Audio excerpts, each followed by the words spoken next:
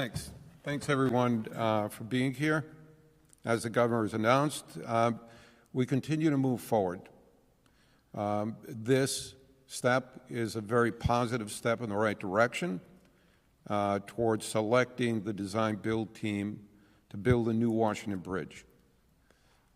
We are exactly on track to issue the tentative award to the winning design-build team in early June, and a notice to proceed by mid-July. Today, the new request for proposal, RFP, has been delivered to our two highly qualified design-build teams to respond to. The issuance of the RFP is the last step in a three-step process we initiated last summer that began with the request for information, gathering information from 11 different companies on the commercial terms of this project, followed by a request for qualifications that we have successfully concluded, and that has brought us to this point to allow two companies, very highly regarded. One company is the #1 bridge building company in the country. The other is the 5th biggest bridge building company in the country, according to Engineering News Record, who will now begin competing head-to-head for the contract to replace the bridge. The new RFP incorporates changes suggested through the information process that I described, the RFI process. After hearing from the 11 major companies that participated in that, we determined what changes we could make to make the new RFP, the new proposal process, better. It worked. That RFI process worked, and the changes that were recommended have been implemented into not only the previous step, the RFQ process, but into the new RFP. And it's worked in being able to garner 4 of the best companies and 2 of the best that will compete now head-to-head for the contract. The new RFP encourages the use of accelerated construction technology to replace the bridge, examples of which we at DOT have employed just this year on 6 other bridges in the state by building bridges over the weekend. We will employ those same strategies and encourage these companies to use them for the new bridge. It calls for a new bridge with 5 through lanes and a new off-ramp that will be untangling some of the congestion that historically took place at that location. Again, as part of the new RFP, there are changes from the first procurement, the first RFP, that include changes in the procurement. In other words, instead of a single step that we had in the former one, we moved to 3 steps, the RFI, RFQ, and RFP, 2 of which have already been completed. An increase in the stipend. In the last RFP, several companies competing in the final round of the RFP would all have been eligible. Now we have limited that down to 1 company will be eligible for that, and we've increased the stipend amount. Of course, for that stipend, we will get the benefit of the work product and any good ideas that the losing company may have had in their RFP or in their proposal to us, any technical concepts, any proprietary information would become the property of the state of Rhode Island for us to incorporate into the project if we wanted to. Liquidated damages have been adjusted in accordance with the responses from the RFI by the companies. Completion date. The completion date is now going to be determined as part of the competitive process.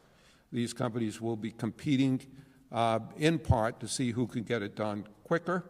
We're going to leave the determination of the date at which they'll complete that and be responsible to complete it as part of that competition.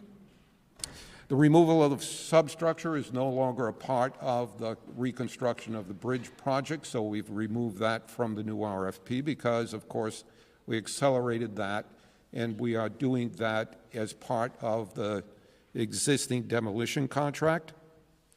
And we provided for additional opportunities between now and June, when we make the selection of the companies, for us to have meetings and to confer with the proposers more often and give us more opportunities to exchange ideas and concepts that they're looking to employ and to be able to confer on those. We're on a clear path now to give us highly competitive proposals from two of the most highly regarded bridge builders in the country. We fully expect to hit every one of our targets in the RFP date line that we provided as part of the RFP. The timeline going forward from now until the end of January, from now until the end of January, we'll confer with the companies on the contents of the RFP to make sure that all three entities, us and the two companies, understand precisely how we're going to determine who the winning competitor is and what the responsibilities of the competitors in order to deliver the project are going to be precisely. From the end of January until the beginning of April, the most interesting work to me is going to be taking place, where these companies have between them a total of 16 consulting companies working with them, and numerous dozens of experts will be employed during that time frame by these companies to create their alternative technical concepts and to begin the process of determining the scope, scale, and design of the new bridge. These companies range in expertise from everything from geotechnical experts to construction technology experts to project management and scheduling experts to structural engineers and architects that will be proposing the various designs. This is when we will begin to get the information from these companies on how they're going to build it, what materials they're going to be building it with, what methodologies they're going to be using, and ultimately by the June timeframe, we will have concrete proposals from them that will say precisely what they are committing to the state of Rhode Island to complete the project, what it's going to look like, how much it's going to cost, and exactly how long it's going to take. Once we've notified the winning company, they'll start work immediately. We've already have indications that these companies are going to be working. They'll probably have 10% of the bridge design already done by the time we award the contract. So they'll hit the ground running. And so as I said, we see now a clear path ahead. And we certainly, as the governor mentioned, want to thank the people of Rhode Island for their patience.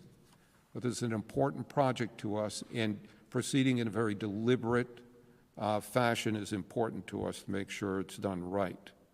We will deliver a bridge to the state of Rhode Island that's completely safe and will serve Rhode Islanders for the next 100 years or more. And I say 100 years with complete confidence because at least one of the companies is currently working on a bridge that they built themselves 125 years ago. So it can be done, it will be done, and we have the people to do it.